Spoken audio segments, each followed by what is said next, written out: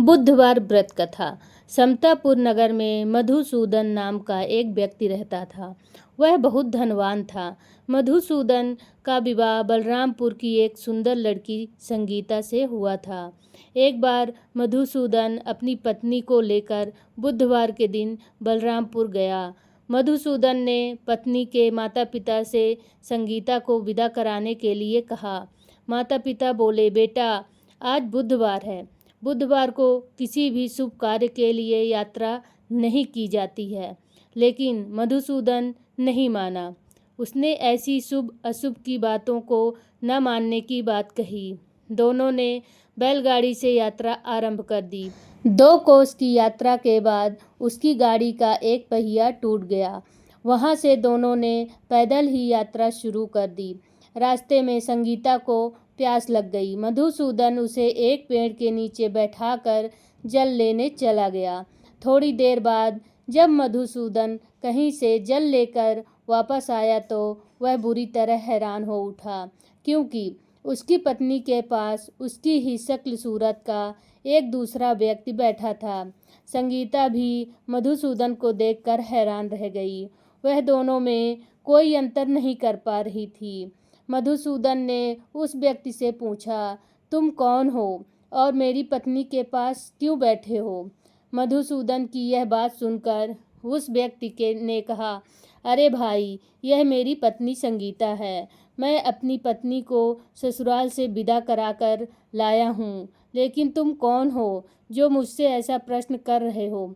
मधुसूदन ने कहा, तुम जरूर कोई चोर हो या ठग हो। यह मेरी पत्नी संगीता है। मैं इसे पेड़ के नीचे बैठाकर जल लेने गया था। इस पर उस व्यक्ति ने कहा, अरे भाई, झूठ तो तुम बोल रहे हो। संगीता को प्यास लगने पर जल लेने तो मैं गया था। मैंने तो जल लाकर अपनी पत्नी को पिला भी दिया। अब तुम चुपचाप यहाँ से चलते बनो, नहीं तो किसी सिपाही को बुलाकर तुम्हें पकड़वा दूंगा। दोनों एक दूसरे से लड़ने लगे। उन्हें लड़ते देख बहुत से लोग वहां एकत्र हो गए। नगर के कुछ सिपाही भी वहां आ गए। सिपाही उन दोनों को पकड़कर राजा के पास ले गए। सारी कहानी सुनकर राजा भी कोई निर्णय नहीं कर पा रहा था। संगीता भी उन दोनों में से अपने वास्तविक पति को नहीं पहचान पा रही थी। राजा ने दोनों को कारागार में डाल देने के लिए कहा। राजा के फैसले पर असली मधुसूदन भयभीत हो उठा।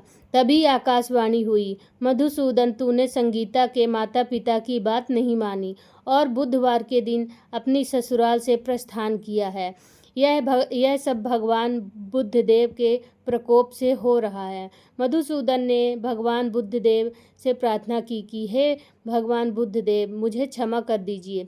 मुझसे बहुत बड़ी गलती हुई है। भविष्य में अब कभी बुधवार के दिन यात्रा नहीं करूँगा और सदैव बुधवार को आपका व्रत किया करूँगा। मधुसूदन के प्रार्थना करने से भगवान बुद्धदेव ने उसे क्षमा कर दिया। तभी दूसरा व्यक्ति राजा के सामने से गायब हो गया। राजा और दूसरे लोग इस चमत्कार को देखकर हैरान हो गया।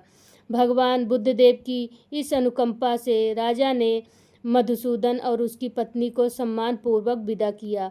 कुछ दूर चलने पर रास्ते में उन्हें बैलगाड़ी मिल गई। बैलगाड़ी का टूटा हुआ पहिया भी जुड़ा हुआ था। दोनों उसमें बैठकर समतापुर की ओर चल दिए। मधुसूदन और उसकी पत्नी संगीता दोनों बुधवार को व्रत करते हुए आनंदपूर्वक जीवन यापन करने लगे।